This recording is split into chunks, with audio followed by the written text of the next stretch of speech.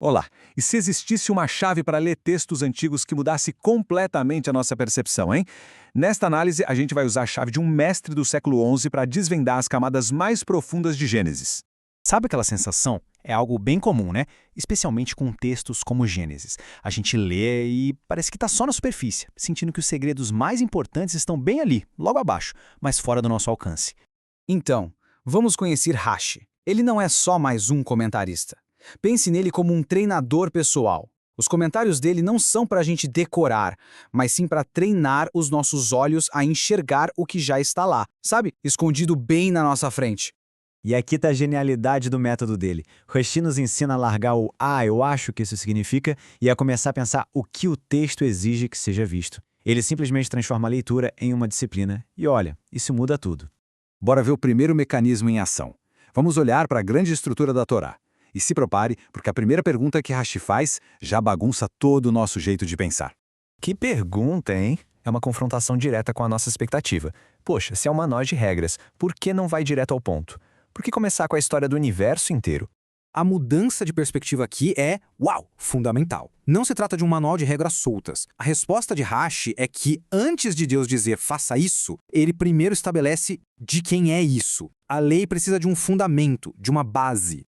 Isso tem uma consequência prática imensa. A criação não é um prefácio poético, não. É o alicerce jurídico de tudo que vem depois.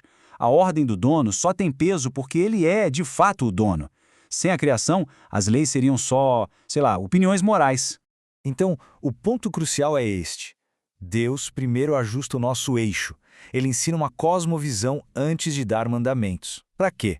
Para que a obediência não seja uma religiosidade vazia, mas uma resposta à realidade de quem de fato governa o cosmos.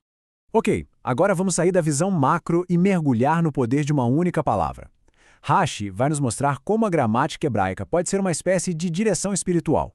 Rashi aponta um detalhe gramatical muito sutil logo no primeiro versículo. A forma como a palavra Bereshit é construída no hebraico sugere uma ação contínua, não um ponto fixo no tempo. Então a leitura se inclina para algo tipo no começo do criar de Deus.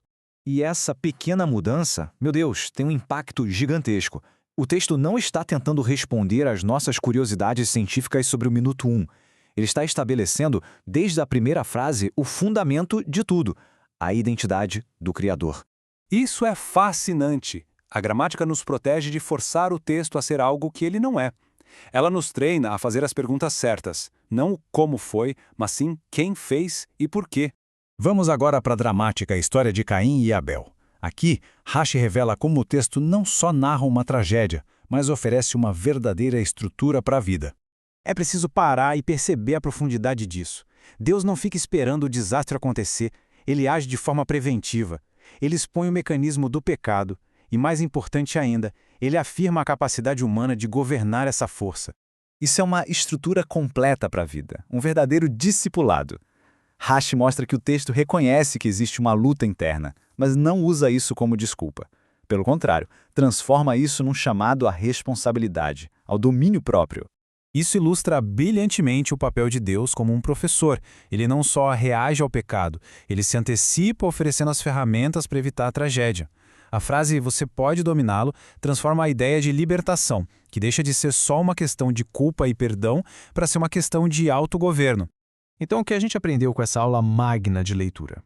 A abordagem de Rashi nos oferece chaves que abrem o texto de maneiras que a gente nem esperava. E este é o coração do método. É uma mudança de postura.